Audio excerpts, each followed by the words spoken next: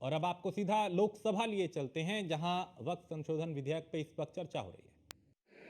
काफी अमेंडमेंट होने के बाद, मैं पूरा इतिहास में नहीं जा रहा हूं, लेकिन जो अमेंडमेंट आज हम लाने जा रहे हैं इस सदन में, वो वक्फ एक्ट 1995, जिसको 2013 में अमेंडमेंट ला करके इस पूरा जो वक्फ का पर्पस, इंटेंशन और जिसके उम्मीद में लोगों का सालों तक था कि इस अमेंडमेंट जो लाया इससे कुछ फायदा मिलेगा, उसको उल्टा करके 2013 में ऐसा प्रावधान डाला गया था जिसके वजह से आज ये अमेंडमेंट लेकर के हमको यहां सदन में आना पड़ रहा है। सर,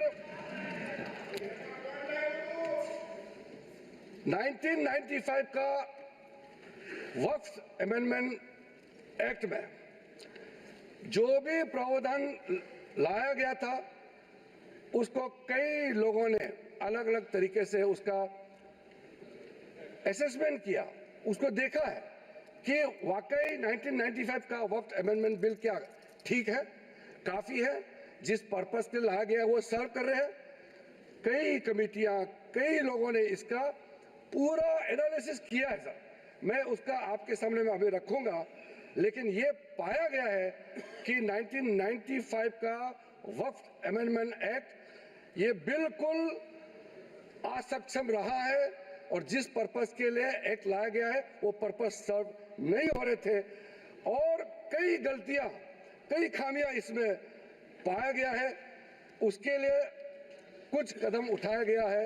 मैं आज इस सदन में आपके माध्यम से खास करके कांग्रेस पार्टी को कहना चाहता हूं, ये अमेंडमेंट आज सरकार इस सदन में ला रहे हैं, ये एक तरीके से आप लोगों ने जो भी कदम उठाया है, आप लोगों ने जो भी चाहा है, वो आप नहीं कर पाया, वही चीज करने के लिए हम आज ये अमेंडमेंट प्रपोज किया गया है।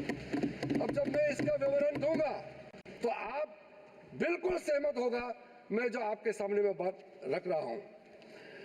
और दूसरी बात, इसमें हम लोग सब चुने हुए प्रतिनिधि हैं। मैं अपना बात तर्क रखने से पहले ही बताना चाहता हूं, इस बिल का समर्थन कीजिए, करोड़ों लोगों का दुआ मिलेगा। अगर आप विरोध करोगे, चंद लोगों ने पूरा वक्फ बोर्ड को कब्जा करके रखा हुआ है और आम मुसलमान लोगों को जो न्याय इंसाफ नहीं मिला उसको सही करने के लिए ये बिल लाया गया है। इतिहास में दर्ज होगा कि ये बिल को कौन कौन समर्थन किया है और किसने विरोध किया है, ये इतिहास में नाम दर्ज होगा। इसलिए इस बिल का विरोध करने से पहले आप सोचिएगा करोड़ों गरीब महिलाओं का, बच्चों का, गरीब मुसलमानों का।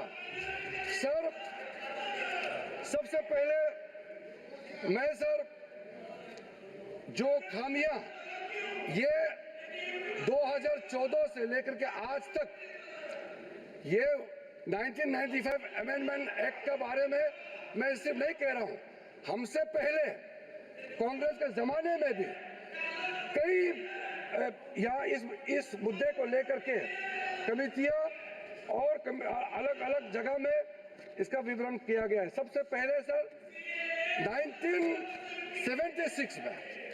1976 में वक्फ इंक्वायरी रिपोर्ट पेश किया गया था और 1976 वक्फ इंक्वायरी रिपोर्ट में जो बड़ा रिकमेंडेशन आया मैं आपके सामने में पढ़ के सुनाना चाहता हूं। 1976 वक्फ इंक्वायरी रिपोर्ट में कहा गया है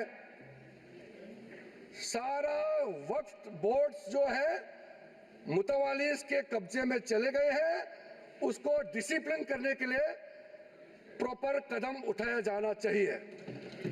1976 वक्फ इंक्वायरी रिपोर्ट का दूसरा रिकमेंडेशन है लिटिगेशंस और केसेस जो आपस में मतभेद इतना ज्यादा है उसको सरल करने के लिए ट्राइब्यूनल सिस्टम को गठन होना चाहिए, उस समय का रिकमेंडेशन था।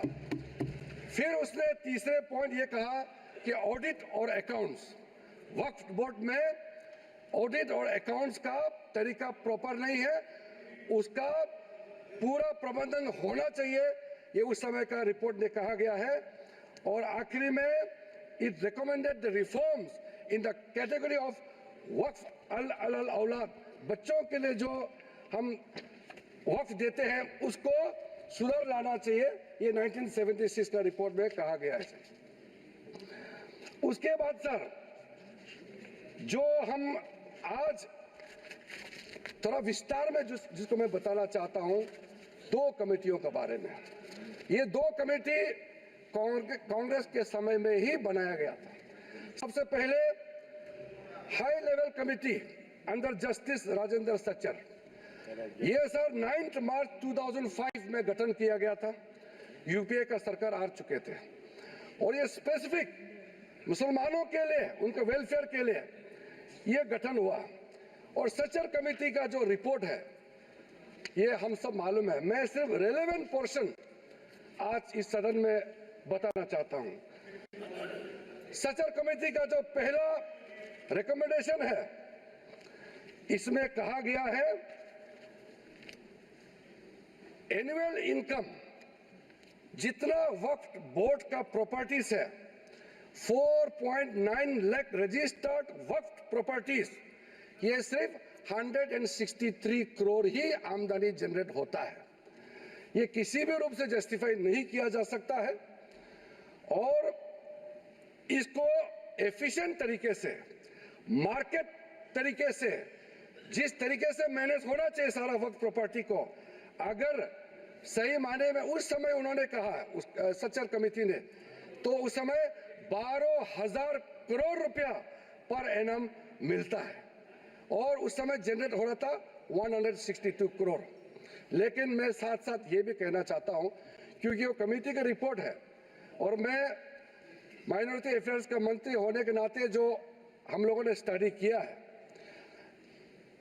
टोटल 8,72,320 वक्फ प्रॉपर्टीज हमारा जो वामसी जो पोर्टल है उससे पूरा डिटरमिन नहीं किया जा सकता है, लेकिन उसका मार्केट वैल्यू सच्चर कमेटी ने जो कहा है उससे कई गुना अधिक होने का संभावना है। ये एक आम अंडरस्टैंडिंग का बात है, सबको मालूम है वक्फ के पास कितना प्रॉपर्टी है, वक्फ बोर्ड के पास, और कितना आमदनी है। दूसरा सर, सच्चर कमेटी का रिकमेंडेशन,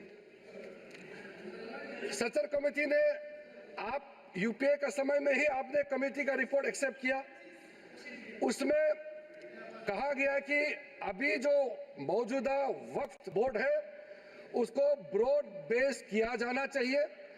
जो लोग मेंबर होते हैं, जो लोग इस कमेटी में, जिस वक्फ बोर्ड में है, उससे काफी नहीं है, इसलिए इसका ब्रॉड बेस होना चाहिए, रिप्रेजेंटेशन ज्यादा होना चाहिए। ये सच्चर कमेटी का रिपोर्ट का पहला नंबर पॉइंट। इसमें सर दो महिला सेंट्रल वक्फ काउंसिल और स्टेट वक्फ बोर्ड में होना चाहिए, ये भी सच्चर कमेटी का ही रिकमेंडेशन है। सेक्रेटरी जो होते हैं सेंट्रल वक्फ काउंसिल का, वो joint secretary level government of India का उस स्तर का ऑफिसर होना चाहिए। उसमें अंडर सेक्रेटरी का जूनियर ऑफिसर लेवल जो बनाया है उसको आप रैंक को ज्वाइंट सेक्रेटरी लेवल तक उसको उठाना चाहिए। ये उसी